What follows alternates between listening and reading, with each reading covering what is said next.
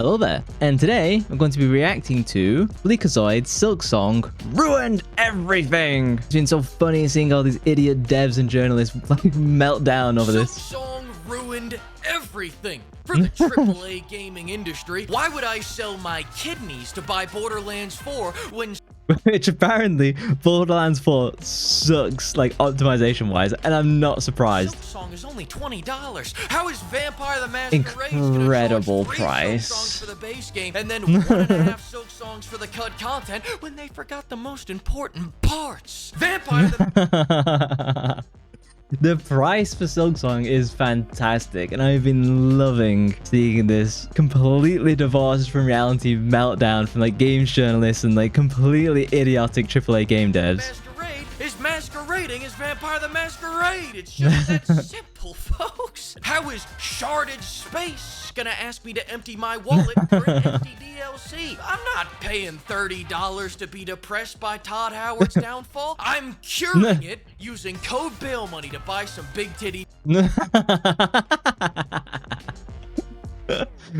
Is this an actual ad? I hope this is an actual ad. There are two No, it's not. facts in life. Labubus are demons sent from hell to claim our souls, and the AAA gaming industry is always looking for a new way to fuck us. But we're Yeah, like the Nintendo lawsuit is complete bullshit as well. Like they wanna like copyright claim the summoning monsters to do battle, and it's like, guys, that's not gonna stick.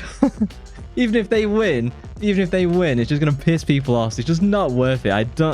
Nintendo's lawsuits make no sense to me. where they've made an art form out of overcharging and under-delivering, Silksong undercharges and over-delivers, which is why which is exactly why it's so fucking amazing.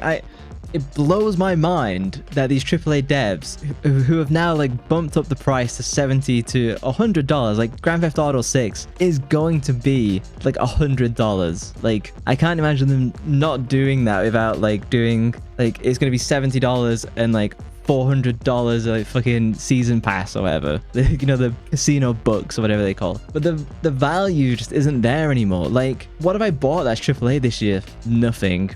Because nothing was good, nothing interested me whatsoever. The only one I'm interested in is Silent Hill F, which I'll be playing on stream next week. But like that is the only like air quotes AAA game. It's not even AAA really. It's more like kind of AA. Like the best AAA game that I played recently was Black Myth Wukong. I don't even remember the other good AAA game before that. Like that's how long it's been since the value proposition has been worth the cost. So when Silksong comes out and it's $20, well, I'm actually going to play that on day one rather than waiting for like a 50% sale like 2 years down the line when the game is actually somewhat vaguely optimized. And that is me ignoring that Star Wars Fallen Order game, the second one that was like I couldn't even get it to run on my PC. I've got an RTX 3080 and it wouldn't even run on day one, and I bought it on sale for like 30% off and it still wouldn't run. Oh, fuck this then. Get EA, you dickheads. In the first week of its release, the population of Greece has already bought Silksong, and half of Bungie is gone. Hey, remember not to over-deliver on that next job application. Give me some. Oh, he got a promotion. Silksong. Yeah. Why am I not surprised? The dickhead CEO business person who's like, hey, maybe we should like not put as much dev work in and still charge the same amount of money. I hate these people. Is mopping the floor with almost every AAA release this year. Friend Slop, Todd Slop, Hill Slop, Idler Slop, name a slop that's come out recently. This slop is blowing it out. Italian Slop? Yeah, God, that Mafia game was not worth. It's not worth it. What's cool about Silksong is the music is amazing, the art is amazing, the gameplay is really solid, it feels really tight. Yeah, it's challenging and maddening in places, but it's always a fun and great experience. But it always comes back to the fact that it's $20. It's going to be, it's like literally 1/4 or 1/5 the price of some of the AAA games. But you have way more. It's a game. It's a game rather than a money platform. That's why Silksong is good. This is like this disconnect where you got the AAA devs who just have it in their mindset that everything's got to be microtransaction, everything's got to be like live service. Players just don't want it. Like when I stream, I'm mostly playing older retro games. Like, do you know what I mean? Like, and that is a lot. Now it's the majority of players. They're playing old games. They're not playing the new ones. It's funny that the game development industry is going one way. The game the game enjoyment section of the audience has gone in completely the opposite. It's wild. People don't want to see old Italians selling spicy ragu. They want a naked stick That would be figure. the spicy numbers don't ragu. lie. There are almost 600,000 players playing. Yeah, this, it's and wild. more players in Concord, if you can believe it. So Bro, like, how long did Concord last? Did Concord last 2 weeks? It's funny. I remember seeing the announcement of that, and then like my brain was just like, nope. It's like clear my hands of it, excise it from my memory. It's I don't know what Sony was thinking with that one at all. That is like, should I call these people out? It's people who really don't know what the mainstream audience is, and they get this twisted perception of what mainstream is from their little echo chambers. That was Concord. Silksong is winning so bigly that it crashed Steam, Nintendo, and PlayStation. Proving that no one owns an Xbox. But until a week yeah, everyone was fine. Everyone was suffering except for Xbox. I wonder why it crashed all the stores though. Like, I don't know why Steam, for example, would have crashed. That doesn't make any sense to me at all, because like Steam is uber powerful. So I had no weird. clue what the hell a Silksong even was, so I went to investigate its success, and immediately things started making sense. You don't see this happening with those West Coast games, do you? Fun fact, despite making up 2% of the states in America, California makes up over 50% of the job layoffs in the gaming industry. Wow. More crimes. These people. Well, that's because all the games that they make suck, and everything they touch sucks. No one wants it. No wonder they're all getting laid off. We'll make thirst traps out of anything. That thing is a bug. Yet they still won't draw your game. And it's funny, like the Marvel Rivals had like the swimsuits, they had like more and more sexy characters, and then suddenly you see like Overwatch, you're like, yeah, we're not gonna do sexy characters. Marvel Rivals starts to do like way better, and like, but we're bringing in the sexy character skins, we're bringing in Anne from Persona 5, come back. Now it goes without saying, a few fan animated projects is not the only reason why this game succeeded. For the last 8 years, every unemployment check has come with a free copy of Hollow Knight. Let that sink in. That's millions of people getting blue-balled for the last decade waiting for this, and when it finally got announced, more loads were launched in that 5 minutes than in the entirety of World War II. And when all those people got the game on release, they could actually play it because it wasn't made with Unreal Engine 5. I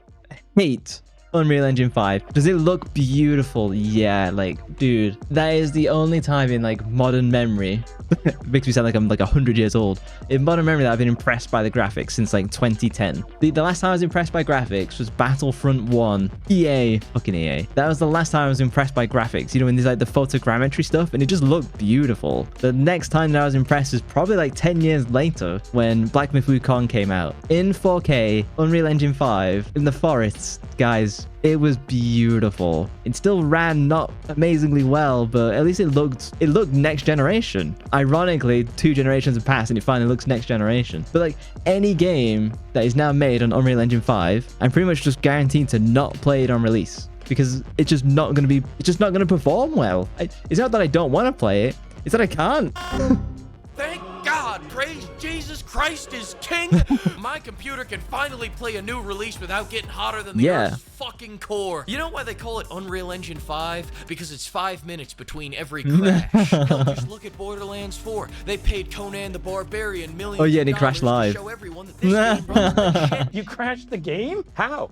See, like, even this boomer who's like completely out of touch is like, you crash the game? It's like, bro, the game crashes itself. It's fucking Randy Pitcher. Do you look at the game even turns on? Though, Randy, as a real fan, I saw this. Oh yeah. Small local bank in Baltimore. Randy being like, real fans pay for the premium edition.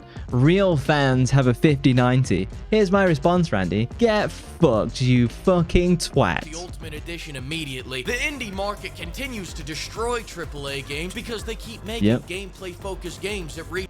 I am so convinced, guys. I am so utterly convinced that AAA is dead. It's just this hollow shell that exists to like do remakes and like live service trash. And I think that there's going to be this big AAA like game market crash and then you're gonna have the old school like AA developers like kicking ass. So my personal favorite development studio right now is Owlcat Games. Everything they make is fantastic, and they got me into Warhammer. I didn't even like Warhammer until I played their games. Like, incredible game devs, and they're solidly like AA. They do really big, really expansive games. The quality is there, but you know, it's not AAA. It doesn't have that feel. That's a good thing though.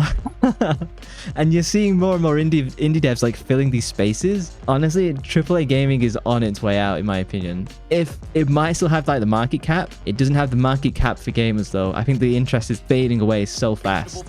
Peak, Schedule 1, now this. You would Yeah. think AAA would take this as a leg. And Outer Worlds 2, first $80 game. No, guys, it's not worth it. It's just no. And then what is it? Avowed? God, that was a trash as well. The only lesson they're gonna take from Peak is that the real key to success is locking 10 men in a basement in Korea and not letting them out until they've made a hit. Almost half of what I said there was true. Look it up. Oh, but when we lock people into a basement and force them to work for the bad guys. Sir, you didn't give them any food. Shut up, pimp. I feel like I'm in the Twilight Zone. We did a The French indie accent devs there. are the ones taking 8 years so that they can release a full game, and the small, scrappy, up-and-coming billion-dollar company is the one launching into early access. It blows my mind. Guys, it blows my mind. I don't get how AAA devs make a game over the course of 10 years. 10 years. How did it take that long to make a game? What processes have you included to make it take so apocalyptically long? Movies don't take that long, and they're vastly more complex than games when you go into all the bits and pieces. Like, the game industry would be so much better if AAA devs did the maximum 5-year game releases and no more than that. Ideally, they'd be doing what they did in like the, you know, the 90s to 2000s and stuff like that, where they do a big game every 2 to 3 years and just roll with it that way. Like, we have the tech now. Like, Unreal Engine 5, as much as we've been crapping on it, it has a ton of tools to speed up development. Granted, a lot of them aren't very performance optimized, like, but like, we have the tools, we have the technology. We're just bloating everything into just like insane proportions. And part of it, I swear, is that they're hiring managers for managers to help manage other managers, and that is like where all the money's going. Luckily, just when I start to think I'm losing my goddamn mind, they go and add microtransactions to a closed alpha, and my world makes sense again. Which leads me to my Microtransactions to a closed alpha. EA, man. You can't make it up. It's that it's actually $20. There isn't cut content sold Yeah. back to me. There isn't cut content used like a It's lure to bring me $20. back to the game. Like, you go look at the Everything new is there. game. Oh, we got exciting new content coming in Season 2 called Basic Functionality. These Party voice chat. It reminds me of when EA took the scoreboard away in Battlefield 2042. days, lower priced games aren't deals, they're honeypots. Hey, come Yeah. stop by and play Destiny 2 for free today.